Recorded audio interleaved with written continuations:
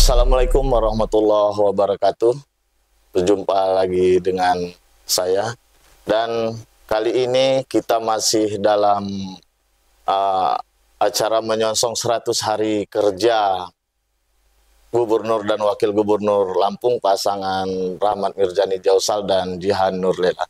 Dan kali ini sebenarnya bidang ini nggak masuk dalam 100 hari kerja, tapi dalam 100 hari kerja ini paling banyak digenjot atau melakukan percepatan-percepatan di sektor ini, karena memang sektor ini yang paling banyak ditunggu oleh masyarakat dan paling dilihat oleh masyarakat, yaitu di sektor infrastruktur di Provinsi Lampung. Kali ini sudah datang di studio bersama kita Kepala Dinas Bina Marga dan Bina Konstruksi Provinsi Lampung, Bang Taufik. Ya, Assalamualaikum. Ini juga bagian dari kabinetnya gubernur yang usianya muda, tapi bukan kaleng-kaleng walaupun muda, karena beliau ini udah dari awal karirnya banyak berkecimpung di bidang infrastruktur, bahkan dari bawah karirnya sampai sekarang jadi kepala dinas. Selamat sore Bang Taufik, terima kasih udah ini menyempatkan hadir di Pilar TV. Baik, selamat sore. Di tengah kesibukannya, Bang. Kayaknya hampir tiap hari kalau saya lihat videonya Bina Marga itu tiap hari di bawah terus itu. Iya. Di ngecek gorong-gorong, jalan segala. Itu memang perintah gubernurnya kerja cepat gitu, Bang. Iya. Jadi kalau sebenarnya hari-hari kita juga teman-teman tetap ke lapangan semua ngecek. Tapi kalau ya, sekarang sama kadis-kadisnya saya lihat. Kita harus terus lihatin langsung ke lapangan. Kadang-kadang laporan dari bawah, Bang Miko, saya nggak bisa dapat gambaran. Misalkan Pak Gub dapat informasi ini dari masyarakat, karena beliau ini langsung nih. Iya, langsung cepat sekarang memantau. komunikasi kan. Iya, beliau langsung mantau apa yang ada di lapangan, gitu masyarakat. Jadi masyarakat tuh cepat langsung lapor ke beliau, dan beliau langsung tanyakan seperti apa nih kondisinya, misalkan begitu. Dan saya kadang-kadang saya nggak dapat informasi dari bawah langsung begitu, dapat cerita aja. Saya untuk ngebayangin tuh kayaknya susah untuk dapat itu harus turun itu. Keputusannya harus seperti apa begitu. Ya udah kita turun gitu. Tapi ya nggak apa-apa, memang seperti itu. Ya, biar kerasa kerja beneran kali itu. Dan saya lihat tuh bahkan sampai di jalur mau tempat saya pulang kampung di Waranau itu sampai turun. Situasi yang infrastruktur jalan jembatan sekarang ini kan memang beberapa tahun terakhir kan di Lampung memang banyak disorot segala macamnya, Bang. Dan di 100 hari kerja ini, walaupun bidang ini nggak masuk di dalam target itu, tapi banyak melakukan percepatan-percepatan. Sejauh ini yang sudah dibangun atau sudah ini infonya bahkan udah ada yang mau selesai, nggak biasa-biasa. Bina Marga biasa di bulan 5, bulan 6 baru mau tender. Ini kabarnya udah ada yang mau PHO malah. Betul. Ini seperti apa, Bang? Baik, Bang Eko. Jadi terkait dengan infrastruktur jalan, arahan Pak Gubernur langsung ini bahwa beliau mendengar dari masyarakat secara langsung keluhan-keluhan masyarakat begitu terkait dengan apa-apa yang ada di daerah. Hampir semua rata-rata yang diinformasikan adalah terkait dengan jalan. Gitu. Ya itu paling dirasakan tadi itu. Makanya beliau langsung memerintahkan kepada kami sama teman-teman di Bina Marga bahwa ini menjadi prioritas beliau. Bahwa ada kendala terkait dana itu di mana-mana sama. Tapi cara sekarang, menyelesaikan itu sesuatu yang berbeda, gitu kan? Tergantung kreativitas masing-masing. Kreativitas. Nah, di sana Pak Gubernur langsung merintahkan sama kita terkait dengan ayo kita laksanakan apa-apa yang menjadi kendala masyarakat kita putus. Tadi Bang Miko cerita di kampung Bang Miko kemarin ada jalan yang rusak parah, bahkan udah hampir putus malahan. Putus begitu kan. Saya dapat informasi dari teman-teman, ternyata memang ada jalan yang di pinggir bahu itu ditutup sama masyarakat sendiri. Masyarakat jadi sendiri akhirnya tergenang. Akhirnya itu tergenang. Yang seharusnya airnya itu ngalir keluar, begitu itu tidak bisa ngalir keluar. Karena masyarakat juga khawatir ketika dia ngalir ke kebun beliau itu ada gerusan air. Karena menurut cerita dari kepala pekonnya begitu, ada sudah tanah yang beberapa bidang itu sudah longsor akibat di bawah air begitu. Nah, ini dikhawatirkan akan berakibat yang sama, maka yang punya kebun langsung motong ini. Nah, langsung bendung. Akhirnya jalan kita yang rusak. Nah, dapat informasi dari situ, saya langsung datang. Malam-malam malah saya lihat itu. Karena jauh, Pak Miko, 6 jam dari sini. Saya baru selesai siang, langsung ke sana, baru nyampe maghrib itu. Tapi kita tetap langsung laksanakan. Akhirnya kita dapat informasi seperti begitu, dan bagaimana penyelesaiannya langsung di lapangan. Kita kasih langsung diatasi. Teman-teman, begini apa yang harus dilakukan, dan akhirnya kita sepakat, dan insya Allah ini dalam waktu dekat, karena itu ada kegiatan lelang begitu, jadi nanti teman-teman dari pelaksana yang akan melaksanakan. Insya Allah selesailah itu. Bang, kalau saya ngelihat beberapa kali arahan gubernur waktu groundbreaking, dia selalu bilang bahwa pembangunan infrastruktur ini bukan sekedar memperbaiki jalan, tapi ini harus berdampak pada peningkatan ekonomi, peningkatan pariwisata. Berarti infrastruktur sekarang yang dikebut itu memang yang mengarah ke daerah wisata dan yang menyangkut dengan perputaran ekonomi masyarakat itu. Baik, jadi ada arahan beliau langsung terkait dengan ekonomi, gitu. Beliau yang menyentuh masyarakat bawah malahan. Beliau lebih cenderung karena semua jalan terkait dengan ekonomi juga. Iya, dan vital jalan dalam aktivitas ekonomi itu kan. Kalau misalkan kita bisa melihat ya, kalau jalan yang di perkebunan begitu, di pabrik-pabrik, itu ekonomi juga. Iya. Karena pabrik. Begitu banyak orang yang tergantung dari pabrik situ ya, banyak produksi yang tergantung dari pabrik begitu. Nilai ekonominya juga besar begitu. Iya, perputarannya. Tapi ketika Pak Gubernur lebih prefer kepada daerah yang padat penduduknya.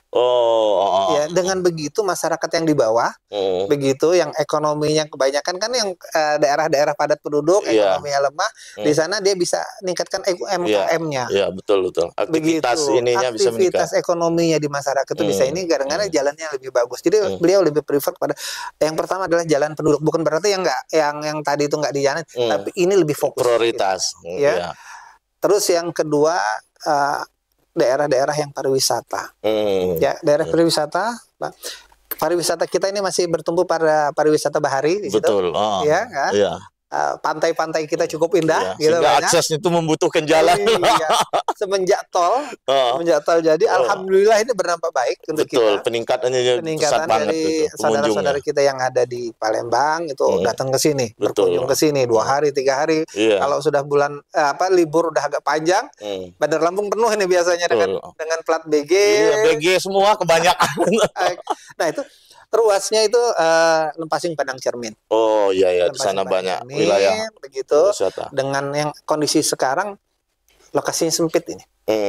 Lokasinya sempit. Tapi kalau untuk kemantapan jalan, alhamdulillah itu bagus. Ya, kendalanya memang kalau hujan karena ada perubahan land use sering banjir. Dari atas tuh langsung bawa air, langsung penuh. Kadang-kadang banjir. Nah, itu yang menjadi masalah.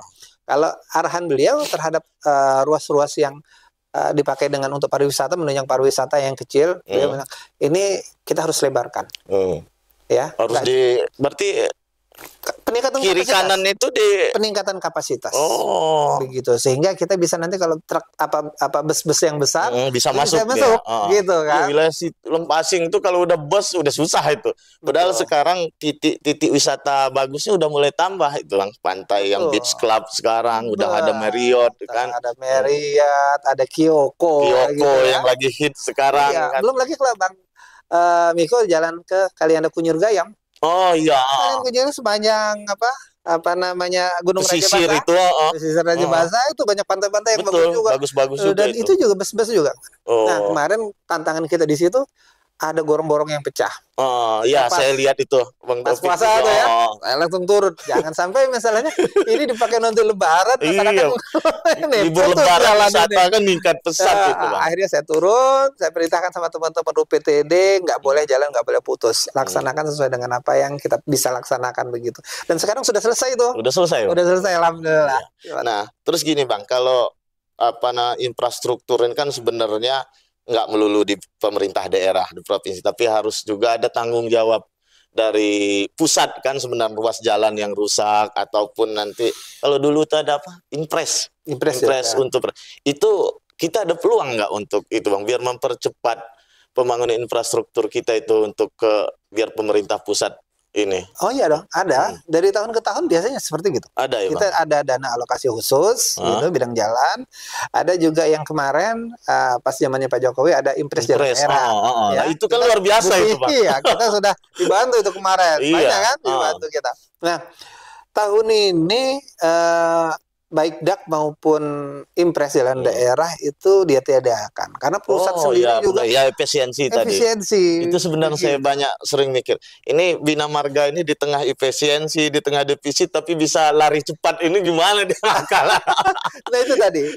Kalau kebutuhan pasti ada. Pasti ada ya. Pasti tinggi begitu. Tapi Pak Gubernur punya kiat bahwa ini infrastruktur yang harus cepat. Jadi APBD yang ada itu difokuskan pada bidang jalan ini semua. Makanya sekarang udah banyak yang dibangun walaupun ada efisiensi itu. Alhamdulillah untuk yang di efisiensi yang seperti perjalanan dinas, rapat-rapat di hotel. Itu yang pangkas-pangkas.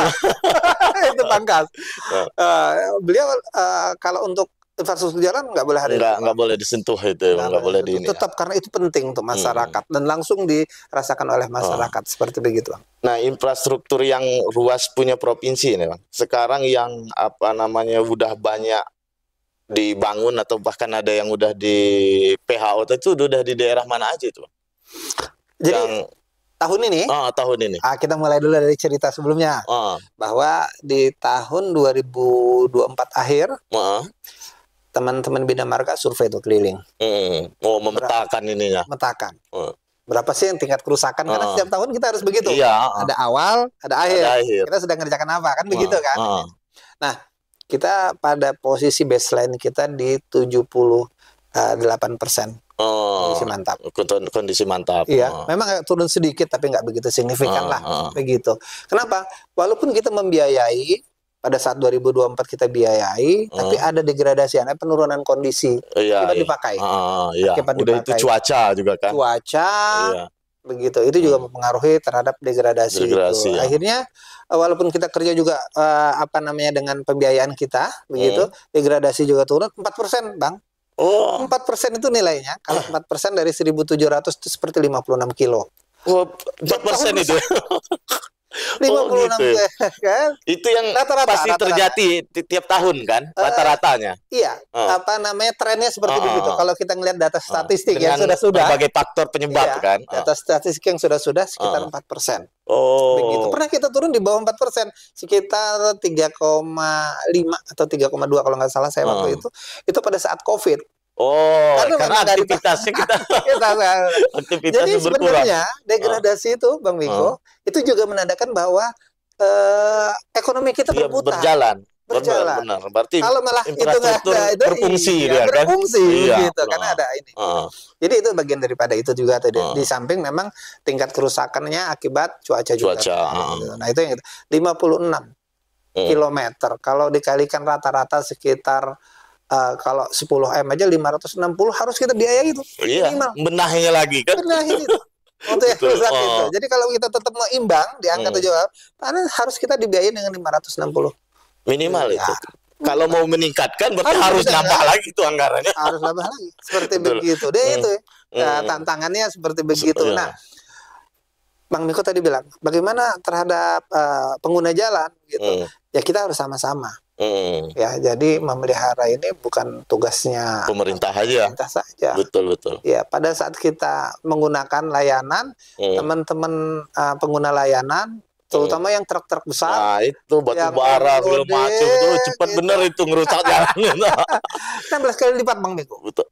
16 kali lipat. Itu, Bang. Itu. Jadi kalau dia sudah naik 2 kali lipat tonasenya itu daya rusaknya 16 kali lipat dibandingkan. Jadi misalkan kalau satu truk dengan 16 ton ya, 16 ton MST-nya. Begitu dengan sama dengan 16 mobil dengan MST 8 ton. Besar pengaruh ini pengaruhnya, daya rusaknya. Ya, kalau bahasa kita itu vehicle demit factor bahasanya gitu. Itu perusahaan-perusahaan harusnya dilibatkan itu dalam perbaikan jalan itu. Karena mereka juga yang ngegunain kan. Betul. Yang tadinya misalkan kita bisa 5 tahun kita nggak usah apa-apain di situ begitu ya. Karena lewat itu setahun rusak lagi. Rusak. Ya, seperti nah, untuk ngapain seperti begitu, apa namanya degradasi tadi, ya tentunya kita himbau sama teman-teman pengguna layanan begitu apa namanya untuk benar-benar memperhatikan itu. Iya, tonase muatannya itu. Begitu. Kalau misalkan mau bawa banyak, bawa truk gandeng deh. Iya. Dia dengan rodanya, dengan sumbu rodanya dipanjangin akan mengurangi beban itu, Bang ya. Oh iya. Jadi roda itu punya beban sendiri-sendiri. Jadi kalau banyak rodanya, bebannya kan lebih berbagi. Begitu. Nah, Bang, kan di Lampung juga ini kan infrastruktur ini kan selalu seperti yang Abang bilang tadi, faktor cuaca segala macam ada penurunan sementara kan anggaran kita sama-sama kita tahu ada efisiensi segala macam. Nah, untuk upaya meningkatkan ini kan untuk menahan dengan yang degradasi tadi aja butuh anggaran begitu besar. Nah, kalau untuk meningkatkan ini apa upaya kita yang ini, Bang? Kita harus punya terobosan-terobosan, Bang. Ya, begini. Kalau kita seperti begini, kita tuh kita nggak akan pernah bisa mencapai target kemantapan yang baik. Sedangkan tetangga kita, baik Banten maupun Sumsel itu di atas 90% itu. Tapi APBD-nya jauh juga, Pak. Ya, nggak bisa kita samain karena mereka udah ada tambang segala macam. Solusi untuk pembiayaan ini kita harus cari alternatif. Tadi Abang bilang tadi pusat tadi kita ada IJD, kita ada DAK, begitu. Nah, untuk narik pusat untuk memperhatikan kita ada wakil-wakil kita di sana. Alhamdulillah kemarin Pak Gubernur sudah ketemu nih. Iya, itu juga. Dengar beritanya kan? Saya lihat tuh. Satukan teman-teman bahkan dengan Ketua MPR juga. Itu bagus, Bang. Diajaknya kepala daerah kabupaten kota Ayo. Gitu. Perhatikan Lampung. Iya, pusat ketika juga dia tahu. punya komisi di masing-masing komisi, apa yang ada di sana bawa ke Betul. Seperti begitu. Ini kan sinergitas namanya. Iya, dan memang harusnya seperti itu. Karena ini tanggung jawab bersama. Iya. Bangun kita nggak bisa sendiri-sendiri. Kita harus bersama. Ini terobosan-terobosan Pak Gubernur. Betul. Iya, ini yang perlu kita apresiasi begitu. Dan saya lihat Pak Gubernur juga bukan tipikal yang one man show deh, Bang. Jadi dilihat kepala dinas memang dilibatkan, kepala daerah di kabupaten kota juga. Betul. Diajak duduk bareng, diajak berjuang bareng di pusat sama dia kan. Biasanya kita ini kan provinsi sama kabupaten kota ini ini kan kadang-kadang nggak sendiri-sendiri sendiri. Kalau sekarang saya lihat lebih sinergi dia. Betul. Jadi seperti begitu. Itu tadi satu. Yang kedua, kita lagi mempelajari apakah mungkin kita bisa pinjam. Ada wacana itu, Bang. Iya, dengan pinjaman. Ya, tentunya juga memperhatikan kemampuan daerah untuk membayar utang, begitu. Ada juga nanti KPBU. Ya, kerjasama pemerintah badan usaha. Ya, itu juga terobosan juga. Dan daripada itu juga kita pelajari. Terus dengan CSR, Bang. Ini penting juga. Penting lah karena perusahaan yang banyak yang kayak bilang betul. Alhamdulillah Bina Marga sudah beberapa kali nih kerjasama sama teman-teman perusahaan. Ada yang PT PSMI yang di Waikanan seperti begitu. Udah mau mereka itu. Sudah, Bang. Tahun kemarin kita dapat pembiayaan dari mereka kerjasama itu 3,5 miliar. Kita membiayai 10 miliar, mereka membayar 3,5 miliar. Gitu. Iyalah sama-sama ini gotong kan. Mereka base-nya, fondasinya, kita aspalnya. Bagi tugas ini. Bagi tugas, begitu. Berarti kan ke depan pemerintah provinsi juga Dinas Bina Marga banyak mencari jalan untuk mengatasi kendala-kendala perbaikan jalan. Nah, ini terakhir, Bang. Target Pak Gubernur kan kalau kita lihat ininya kan kemantapan jalan segala macam terus meningkat dari tahun ke tahun. Nah, di Dinas Bina Marga sendiri untuk mencapai itu udah ada plan-plan ininya nggak? Tahun ini kita bakal seberapa bangunnya tahun depan sehingga di 5 tahunnya nanti dia tuntas nih masalah. Kita diskusi terus, Bang. Oh, diskusi gitu. Di internal gitu. Karena Pak Gubernur itu bukan cuman berjalan, tapi berlari. Berlari itu tadi saya ini bukan jalan, dinas-dinas disuruh lari semua. Berlari. Pak Gub punya terobosan. Saya punya pemikiran seperti begini dan kami harus menerjemahkan itu. Betul. Misalkan kalau kita bisa dibiayai, misalkan untuk pelebaran di Lepas Simpan Cermin. Daerah wisata iya, itu. Tentunya kita harus siapkan dong. Kita harus siapkan pembebasan lahannya dari sekarang. Betul. Oh iya. Kan kedatangan masyarakat juga. Iya kan? Betul. Jadi untuk ngapain itu apa yang harus kita siapkan? Perencanaannya dulu. Jadi teman-teman udah siap nih.